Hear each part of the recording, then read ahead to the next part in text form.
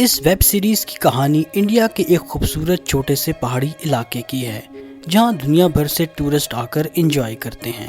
اب ہوتا کچھ یوں ہے کہ یہاں آئی ہوئی ایک فرانسیسی عورت کی بیٹی گم ہو جاتی ہے جو اپنے لوکل بوائے فرینڈ اور اپنی 2 بیٹیوں کے ساتھ گھومنے آئی ہوئی ہوتی ہے۔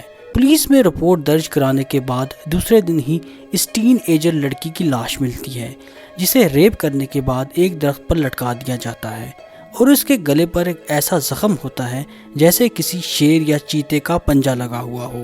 جب پولیس اپنی انویسٹیگیشن سٹارٹ کرتی ہے تو پتہ چلتا ہے کہ اس علاقے میں 19 سال پہلے ایسی ہی وارداتیں ہوئی تھیں جن میں لڑکیوں کے ساتھ ریپ اور پھر ان کا مرڈر کیا گیا تھا، اور 2 سال تک یہ سلسلہ چلا تھا اور پھر یہ سلسلہ رک گیا تھا، لیکن اب یہ سلسلہ دوبارہ سے شروع ہو چکا تھا، لیکن اس بار ایک مرد بھی اس مخصوص انداز میں قتل ہوا تھا جس سے پولیس الجھ کر رہ جاتی ہے۔ اس علاقے کے لوگ اسے ایک نر تیندوے کی کارروائی سمجھتے ہیں، ایک ایسا تیندوا جو آدھا انسان اور آدھا تیندوا ہوتا ہے۔ کہانی اتنی الجھی ہوئی ہے کہ ہر دوسرے بندے پر قاتل ہونے کا شک ہوتا ہے۔